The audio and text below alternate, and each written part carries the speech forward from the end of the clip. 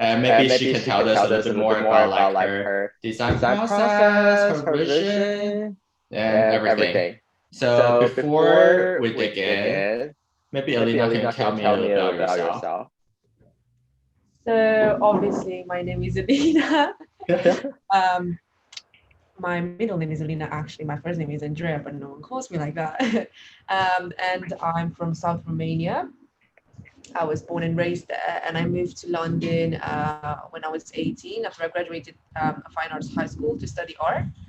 Um, During high school, I also studied fashion. For the first 2 years, I studied fine art and then went into fashion because I knew this was something I really wanted to do.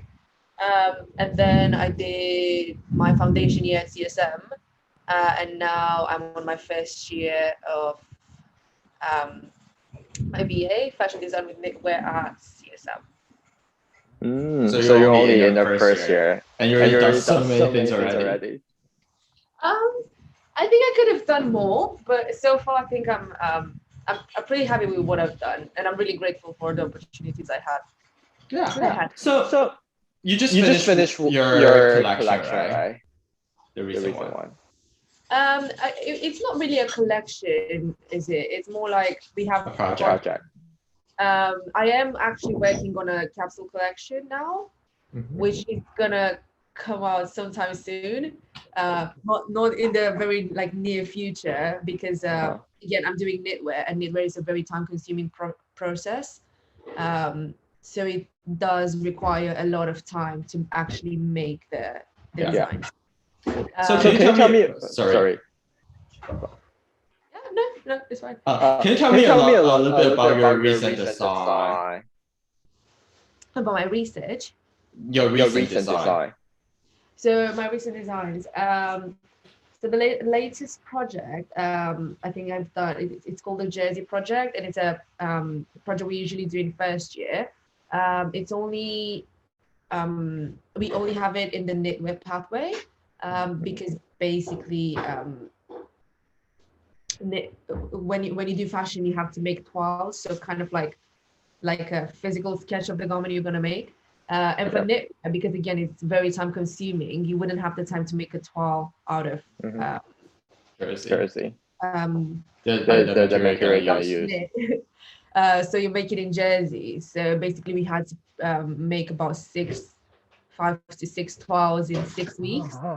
I ended up making them in probably like a week, all of them. Wow. My research plus my development and all that stuff, because I was very, very caught up in other projects and having a job and, a bunch of other engagements I had with stylists as well. So that would be, I think, probably my most recent project. But there's also the Metamorphosis project, which we had during lockdown, which I think was probably one of my favorites so far. Because initially I was kind of in a creative block. So when I had to start thinking about what I actually want to do and kind of figure out some sort of research, I just didn't know where to start because, usually for everybody's creative process is really, really good and quite helpful to go out or at least walk or something to kind of try to find some inspiration. Whereas with me, like I was in lockdown, I didn't want to leave the house. I was like, okay, what can I do to start this? So because I was kind of homesick as well and I was missing my parents a lot, I ended up Googling photography archives, and I found this photographer. I think his name was Costin, and he was taking pictures in different villages in Romania with families and stuff. And all of them had some sort of like a carpet in the background. And I found that like that's one of the similarities I found in all of the pictures. Like they were trying to make it, kind of trying to stage it, but in a nice way so that it looks kind of interesting. I was like, I kind of like that. So it was that really kind of like brought me closer to home. And then there was this one artist that I really, really like, which is called Sabine Balasha. And he was making, I think in the 70s, he was making animated like movies with films with paintings. So all made out of paintings. And I thought that was really interesting. And they were so ethereal and so surreal. And I was just like looking at them, I was mesmerized. So I kind of wanted to combine these two, which was kind of a weird combination if I think about it now. But for some reason in my head, it just clicked. It was, oh, I'm going to get the color palette from that. I'm going to get the patterns from that. So that's how I started to develop my own prints for knit, which I think is not necessarily that common. Most people, most knitwear designers, they're concentrating a bit more on like stitch manipulations and different kind of techniques. Whereas with me, like I wanted to kind of step away from that because I used to do it a lot, and try to focus more on the print aspect of it. So kind of have like graphic effect. So that's how I developed the blue and orange jacquard two-piece and the tights as well, which kind of helped me. Those were the pieces that helped me to start getting a lot of press coverage. Yeah, that was probably my favorite project this year, and it's quite recent as well. That's really interesting because I think designs like that, you have the vision and you take some bits of like inspiration from there and some bits of inspiration from there and create your own story or vision in a way. So my next question is your design process. Because you said like you finished 6/12 within the same week. Is it like you like to like use a physical thing to actually develop your design, or like is there any other design process, or where you got your approach, inspiration, vision, or anything? So when it comes to my design process, I'm not gonna lie at all, it's quite messy because I'm trying to figure it out. You know, it's not like you just go into fashion school and you know how to do everything. It would be very nice, but you have to go through a bunch of all-nighters and a bunch of crying and a bunch of staying in the studios until midnight to kind of figure out what you actually have to find that routine that would work for you. For some people, it works to like go in the morning and do this. For some people, it works to like start working after midnight or something. For me, it's just a chaos in general. And I'm not necessarily proud to say that, but in terms of my like design mechanisms, I would say I probably take quite a lot of time to do my research. And my research is mostly based on my cultural heritage as being Romanian. So sometimes it comes quite natural, like I come quite easily with an idea, but then if I'm away from home for too long, I find it a bit harder. So yeah, I would say research for me is one of the most important parts of my whole process and project, because it's just if you have a very strong research, you would come up with very good ideas, so like something you haven't necessarily thought of before. Whereas if you start with this idea saying, oh, I want to do this from the very beginning, there is a very high chance that you actually saw that thing before somewhere. Yeah. So I always try to start with like fresh mind, like from point zero, be like, okay, you have no clue what you're going to do for this project. God knows what the outcome is going to be. Just don't think about it. Because if you start thinking about it, again, you're kind of like drawn into that situation where you do something you've already seen before. And then in terms of my development, if I'm doing knitwear, I would say drawing is a big part of it. In general, in fashion, if you do development, it's very hands-on. So you do draping with everything you find, from fabric to plastic bottles. You know, you have to be creative. But I would say for me, it always starts with drawing, because I kind of have some idea of how it would look on the mannequin. Yeah.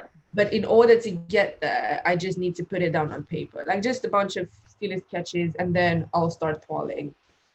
So yeah. And when I start making my final pieces, it's usually not necessarily the easiest part, but it gets easier because I spend quite a lot of time on my research and my development. So I'm kind of more confident when it comes to actually developing the piece. of course, there are always going to be things that I don't know how to do. For instance, with knitting especially, because it's something new for me as well. Like I studied knitwear, but it's not like I knew I was going to study knitwear for a bunch of years before. Yeah. So trying to get used to the knitting machine, shaping, it's still kind of hard. So it's challenging, but in a good way. And it doesn't necessarily stress me out as much as other parts of design would stress me, you know? So yeah. Yeah, that's really interesting because I mean, I never studied knitwear before. I studied women's wear. So I have no idea of like how the whole process will be like, because you really need to think about the material you're gonna use. I mean, women's wear you also need to, but it's so like lying there for you. I mean, you can go and choose. But knitwear is a little bit different. I feel like you like different yarns or different textures, so like will like create different like shape, and some can be really like soft, it can be really like structural. So I think that's really interesting. I need to think about like what kind of yarn work with the other, and then like create the different colors. Or I think that's really different from women's wear. And then you need to also think about like the silhouette, the shape. Oh, that's a lot of work actually. I think it's a bit more tricky if you think about, if you want to compare women's wear with knitwear. In women's wear, when you want to make let's say, I don't know, a shirt, Yeah, you sure. kind of like go and buy the fabric and you have the patterns. Obviously the patterns have to be really good and everything so that they match. But when it comes to knitwear, you have the patterns, but then you have to develop your swatches, like textile swatches, and then you have your tension swatches to make sure which tension works best for your project. And then you have to calculate all the stitches for your patterns, and then you put it on the machine. You start making it on the machine, and then at some point you realize, hi, it's not actually matching. It's kind of big, or it's kind of small. Then you have to start again. Like the fact that you have to knit your fabric in the first place, it's like one extra step, but it kind of makes you more patient in a way, and it gives you more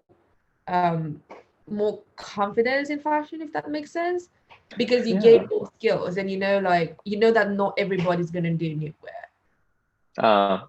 And you kind of have this advantage of, oh, I know how to do this as well. Maybe you're not gonna end up doing knitwear, but it's a skill that you have, and it's really helpful. Yeah, I think that really makes a lot of sense. But just before I go back to the other question, I want to add like another question on top of like the knitwear question, because I'm from my personal interest. So for knitwear, like it is really time consuming, right? Yeah.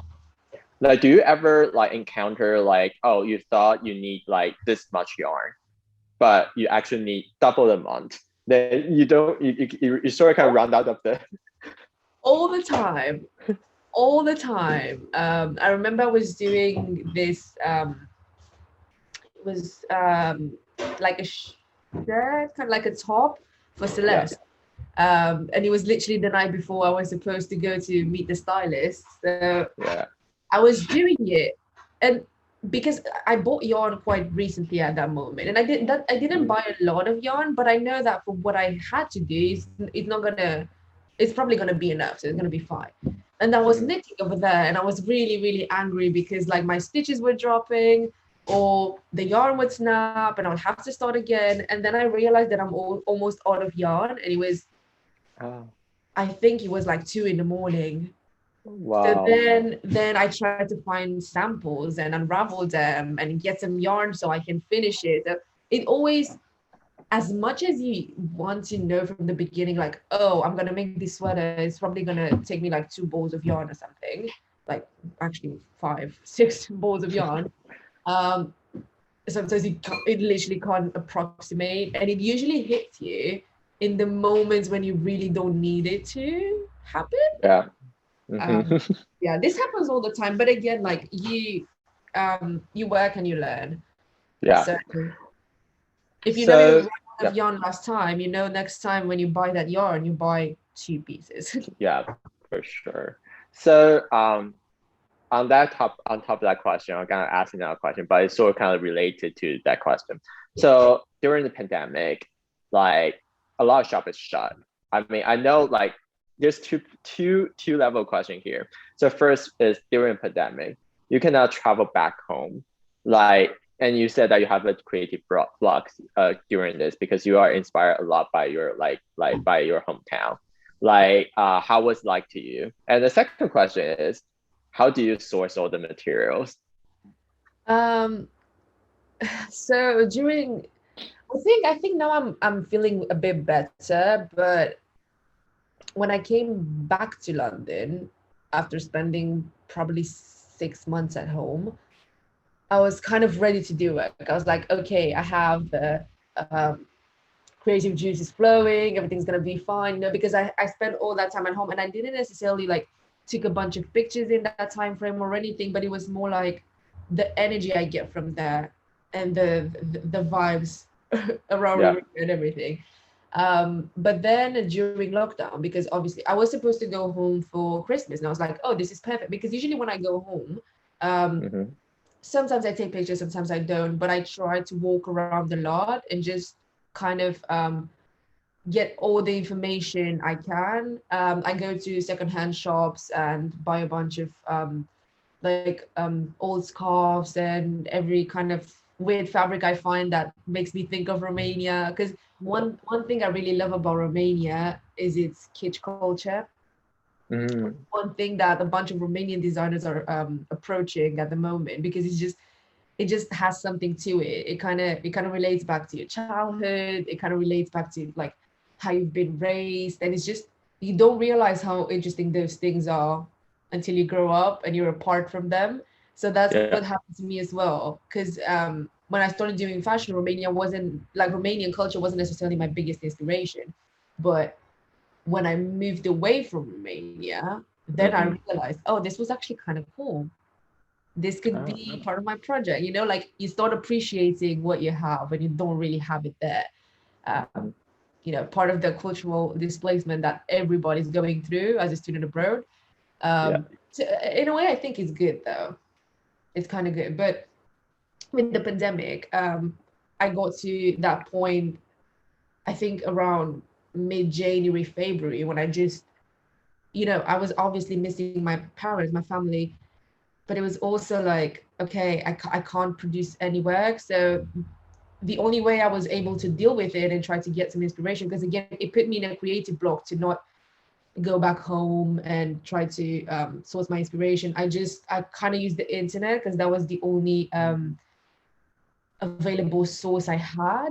But I was fortunate enough to find some archives that really, really helped me in the process. Because again, you can Google Romania, but it's not going to show what you want to see. You kind of want something that would give you an essence of what Romania really is.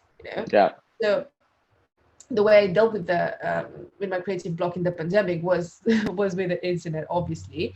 Sometimes going through my camera roll, sometimes going through pieces of fabric that I collected from secondhand shops in Romania, and try to think, try kind of to remember what I saw the summer before and everything.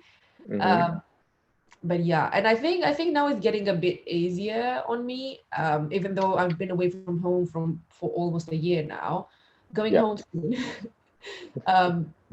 But I think I find it easier because I have been doing a lot of work recently, so I'm out of the creative block, which kind of, because I feel like when you have a creative block, it kind of like takes over your whole brain. You can't really think about anything. Even if you try to, even if you do think you have ideas and they are there, you literally can't access them because you have that block and you can't really do anything about it.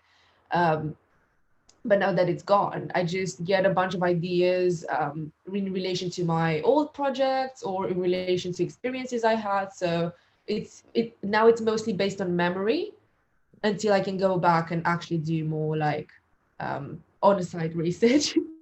But the pandemic is getting better though. It is getting better. I think it was really helpful in a way, which doesn't necessarily sound good. But I had a lot of time to reflect on myself, and what I thought I was doing wrong. I know I had a period I think a few weeks after the White Show project, when I just felt like, oh, is this really what I want to do? Is this for me? Am I good enough? And it just, the loneliness and having all that time to think and process everything that happened to me until the lockdown was really, really helpful, you know? Yeah. Because I was able to like overcome some fears that I had. And now I look back on them and I'm like, why was I ever questioning myself if this is something good for me? Why was I not thinking that I'm good enough for this university, or, you know, all kind of thoughts? And I hope that a bunch of creative had that time as well to do this, because we get so caught up in work and all-nighters and literally not taking any breaks that we don't realize how important it is to like take a step back, check on yourself, and then move and do your work. That actually make a lot of sense. So while you're doing that, like while in the pandemic, like how do you source all the materials? Because I mean, I assume like all the shop is shut. So so I think most of the yarns that I used during the pandemic, during the lockdown, there were yarns I had from home because my mom is doing crochet. She's doing knitwear as well. It's more like a hobby kind of thing, but she's really good. Like when people tell me, "Oh, you're the crochet queen," I'm like, "No, you haven't seen my mom." Like all I know from her. And she really has the thing for buying a lot of yarns. Like my bedroom at home is I have a full wall of yarns. So when I left Romania, I was like, "Mom, can I please have some yarns?" So yeah, most of them are from home. Some of them I found them in secondhand shops, like charity shops in Romania. Others, I found quite a lot when I went to my grandma's house, like my late grandma's house, because again she was doing a lot of embroidery and a lot of knitting as well. So I don't think I realized it too early on, but a bunch of people in both sides of my family were kind of creative and they were doing stuff related to knitwear. So if someone asks me like, "Yo, how did you get into knitwear?" I'm like, kind of runs in the family. You were born this way. Yeah, I was born this way. Exactly. So yeah, some of the yarns were sourced from her house because when we were cleaning around there and everything, a few years after she passed away, I found them, and I used them in my projects as well, but in very small quantities because it's kind of the last thing I have from her. Yeah. So I try to kind of be a little bit more like conscious about how much I use and how much I have left. Because it's usually more like a finishing touch. Yeah. For just to kind of have her there, if that makes sense. Because I love the ideas. Yeah. A lot of time when I don't feel good about my work, or when I have a very difficult moment in life, I always think about her because she passed away quite early. Like I was 8 or 9.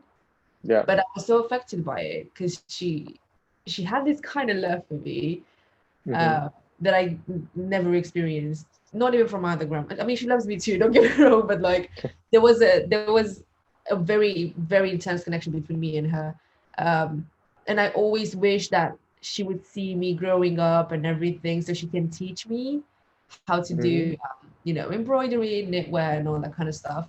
Because she used to have them, she used to have her embroideries hanged around everywhere in the house. And I was always staring at them when I was doing. I was like, I can't believe she made those. Like it didn't make sense because I couldn't understand how. So she's actually one of my biggest inspirations as well when it comes to my work into Romania. That's really interesting. So I'm just thinking what question do I want to ask because I have the order. So I'll ask this first. So on top of the thing that you said, like a lot of like your families like did like this circa craftsmanship kind of thing. Like what do you think? Because like nowadays a lot of things mass produced and like fast fashion. How do you think about like the craftsmanship gonna be like now or in the future? I think the pandemic helped a lot to slow down I know it wasn't the best way to do it, but to be honest, we live in a capitalist society, and as much as people want to ignore fashion, you can't really do it because it's the second biggest Industry. pollution factor in the world. You know, Yeah. it's not the first, but it's the second, and people don't take it seriously, which is really annoying. I'm fortunate enough to study at the university that promotes sustainability, obviously, but I think sustainability doesn't have to do just with the kind of fabrics you're using for them to like be sustainable or like organically sourced and everything. I think it has to do um, with how you treat people as well, like your employees. Um, I really hope that it would slow down even more after the pandemic, because I always like to think that people will learn from all the shit that's been going on. They don't really do. But I think it's something that we need to take on like very early on, because I've been in situations where I helped a lot of people with their work, with their collections, and I haven't necessarily been credited for it or anything. I was just doing the work. I was overworking myself, but I felt like I wasn't appreciated enough, you know. And I was like, okay, like I'm not expecting you to like pay me a big amount of money or anything, but it's like you need to understand that when it comes to knitwear. But because again, like I think people have a bigger awareness when it comes to knitwear, as in terms of craftsmanship, because they kind of know it's time consuming. Vaguely know that it's more time consuming than something that has to do with women's wear, for instance. But I still don't think they quite understand how hard it is. I had pieces that took me like 60, 70 hours to make, and I wasn't I would say my work wasn't necessarily recognized that it should have been. But as much as I would I would love to think that it's gonna change, everything is gonna change really soon. The change doesn't have to just come from small designers, because that's what I would always say, you know, like, we can't expect stuff to change randomly with designers that have been in the industry for 40 years. Like they're gonna be gone soon. In 20 years from now, we're gonna be there. We're gonna replace them. So the best thing to do is start early on, you know, like recognize your worth 100%. Like this is one thing that I tell everybody: you have to recognize your worth. Like even if you think the piece you made for someone doesn't shouldn't have been should be paid like £15 an hour, and you worked on it 20 hours, just say it, because you know the value of your work, and you know how much time you put into it, and you know your experience and everything. Second of all, you need to trust yourself a lot. And third, I would say don't let people take advantage of you, because this has to do again with sustainability in fashion as well, because you have to kind of sustain your mental health, because that's really important. If your mental health is not, if you're not in a good place mental wise, it's going to start affecting your body as well, and your creative process, and then you get into that creative block, you know. I got what you mean. I think that's really interesting point of view, because sustainability can be in so many different ways. So like one from the ideas of like use sustainability in like how you treating other people is a way of like making, I don't know, in a way of like making this like whole thing go smoothly and like reduce all the waste. I think that's really interesting. So I know like for fashion industry, it is, I mean, I know it is not the easiest, because every designer pretty much go to school, like fashion school, or the one that's not going to fashion school for one reason. They want to become a designer one way or the other.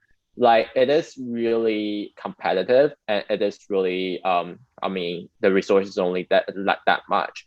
So obviously there have like a lot, for example, just like a thing that you said, like you have a lot, well, definitely sometimes you'll have this lot of self-doubt about like, am I really good enough? Am I really worthy enough and stuff?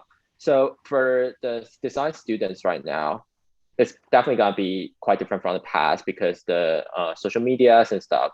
do you think is there anything that design students right now would balance they should learn apart from just the design bit? Or So, sorry, can you say that again? just like for a design student right now, is there any like quality or skill do you think they should have? Yeah, there are a few. So first of all, be kind to yourself and be kind to others. Trust yourself on your path, because if you chose to do this, it means you trusted your gut and you have to be proud of it. Be proud of yourself, obviously. Not don't just trust yourself. Be proud of whatever you're doing, even if it doesn't feel like it's the most. Like sometimes creativity is not producing 3 different garments in a week. Sometimes creativity is just like making one crochet granny square a day. It's more like keeping that up and knowing that this is what you want to do for life. So this would be in terms of like, take care of yourself, because again, it's probably the most important thing, because if you're not okay with yourself, you can't expect others to be. And this is a very big quality, because I see it in the people around me who study fashion. You can tell like the work is amazing, but it's missing something. And it's that factor of them being okay, being overall. And I would say because of the pandemic, everything went online. So social media was a huge part of was a huge platform to promote your work. So one of the best advice I could give anyone in the creative industry would be post stuff on your account. Even if it's a sketch, an illustration, a video, a toile, development, anything, just put yourself out there, because at the end of the day, people are not going to think about you. They're not going to, wake up in the morning and be like, oh, what is Alina working on today? Because obviously they have stuff to do, but it's nice to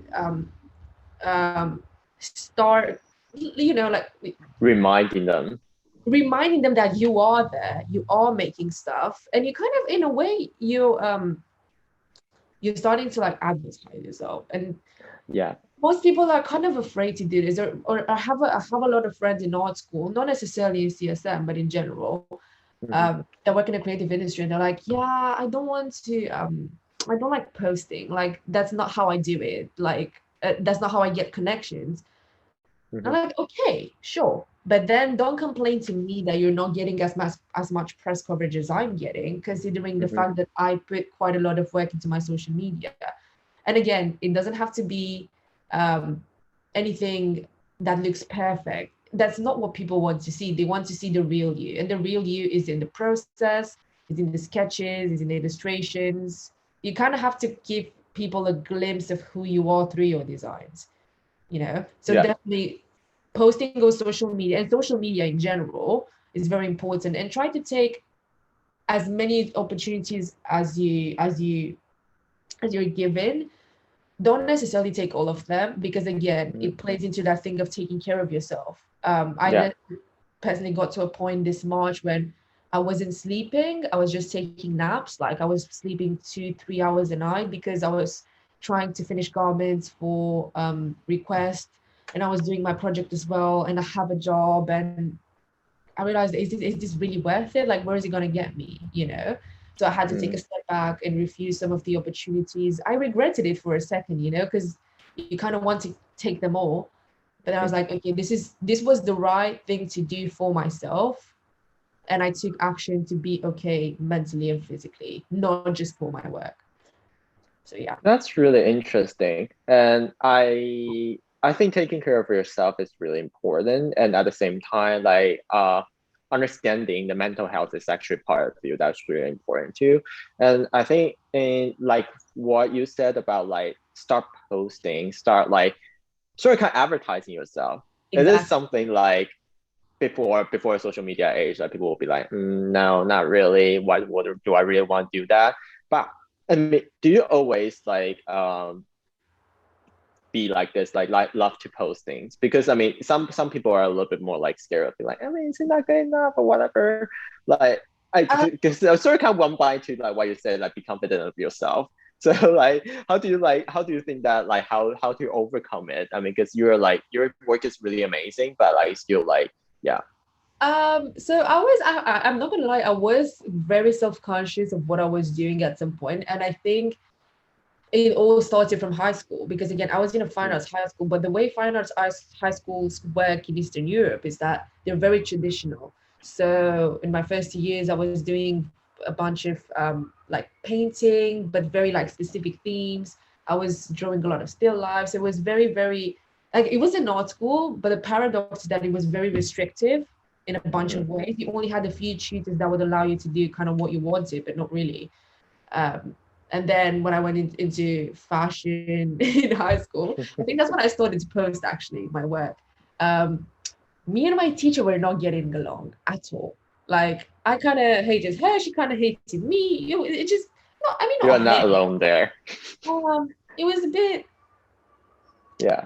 It wasn't a connection there, you know? And I thought it from the beginning. I was like, I'm pretty sure you're going to hate me.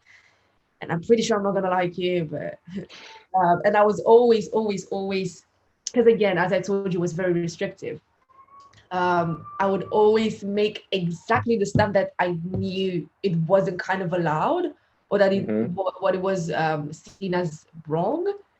And I really liked it, because I didn't have a certain aesthetic at that time, but I was making stuff that annoyed her. So that was my aesthetic for the moment. Yeah. And I liked it so much that I was like, I want people to see this, because I feel like in high school, you're like three different people in that time during your teenage years, you know, and a bunch of people are quite lost. So they won't necessarily post their work, or because some people don't even have the opportunity to like go to a art school in the first place, you know. Yeah.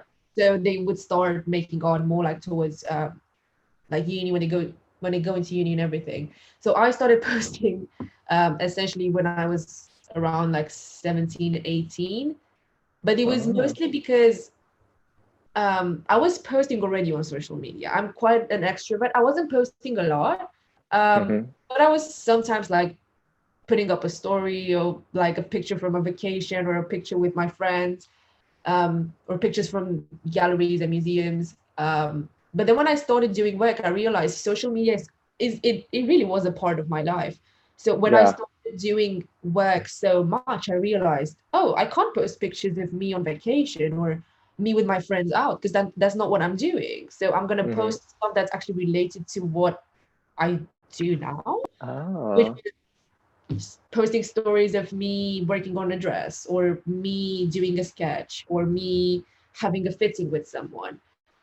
So that's how it started for me. It was kind of like an organic process, I guess, because it wasn't like, from today I'm going to start posting on social media about my work.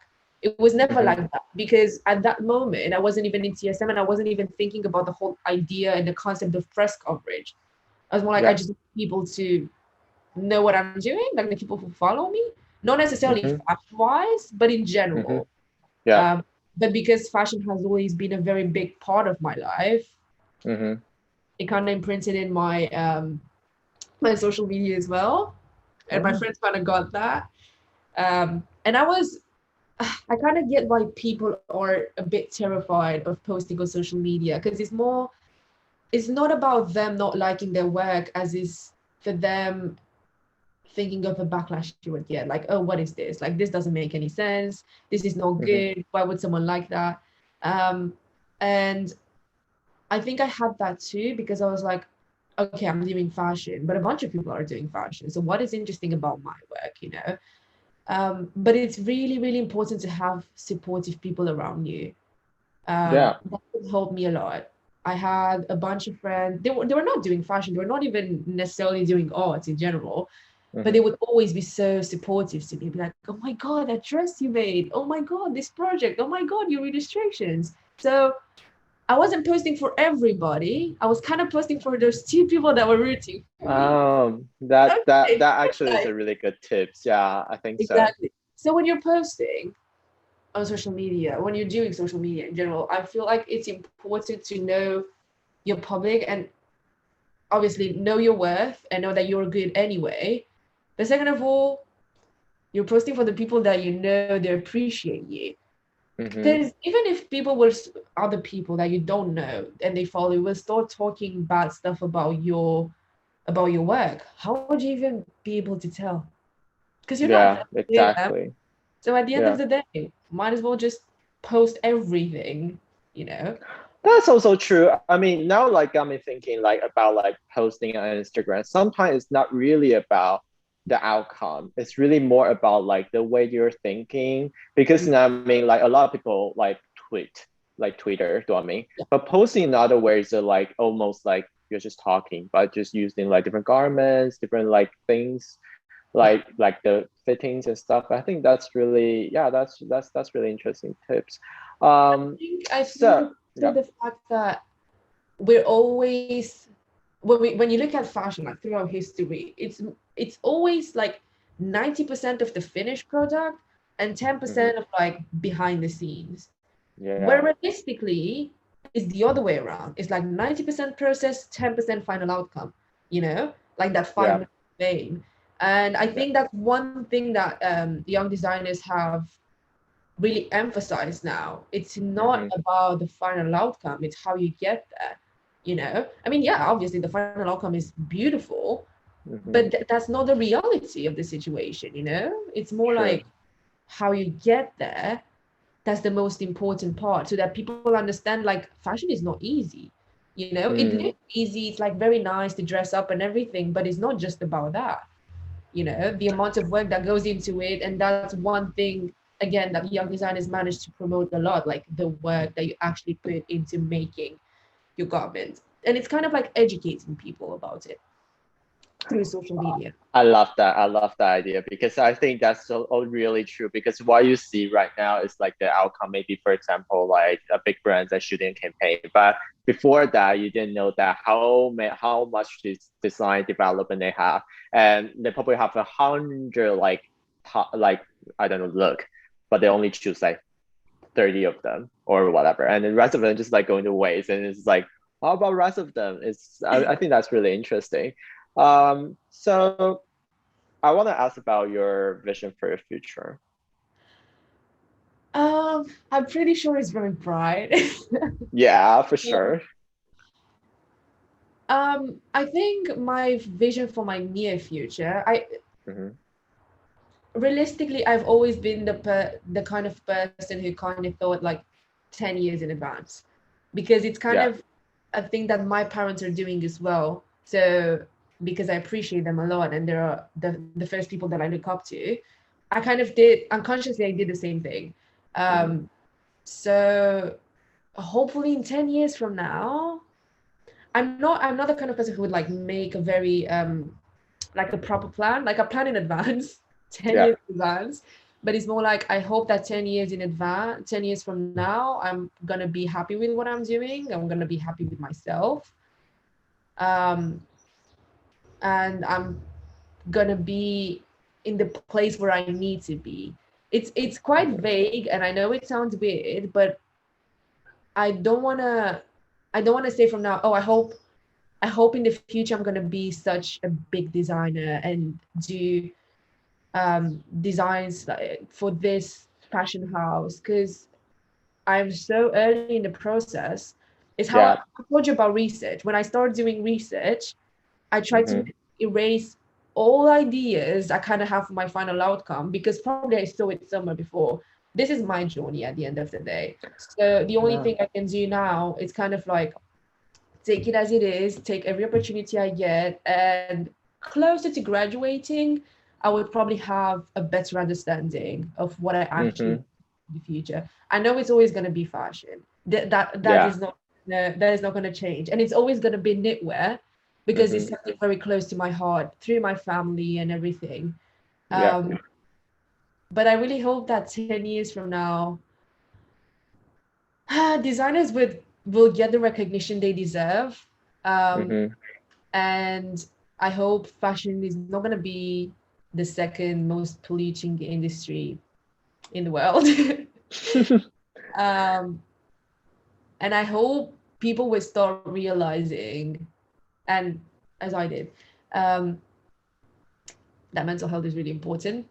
And hopefully in 10 years from now, my mental health would be amazing. It's amazing at the moment too, but I hope I'm going to get to that point where it's like, I'm not going to worry about anything, you know? Mm-hmm. I like that idea, because I think what you said about like it's almost like your research. You just don't vision how like the future, like the actual like physical future, how it's gonna be like. But it's almost like you enjoy, or you try to like live the life right now, and then you will develop like a better understanding about how the future is. Yeah. So the next question is also the last question. Is I guess this is related to like the topic. So tell me something new, anything. Something new. Yeah. Oh, let me think. Do I need to, does it need to be on No, it can be topic? anything. It can be anything. It can be anything. Oh God, why is it so complicated? There's a bunch of new stuff going on now, but I'm going to see dinosaurs on Monday at the National History Museum. And it's something new for me because I usually go to art galleries and art museums. So this is something new. I'm getting vaccinated in probably like a week or something if I go back home. Yeah. So vaxxed and waxed. Something else. What's new? What's new? I have new work coming up. Very excited for that.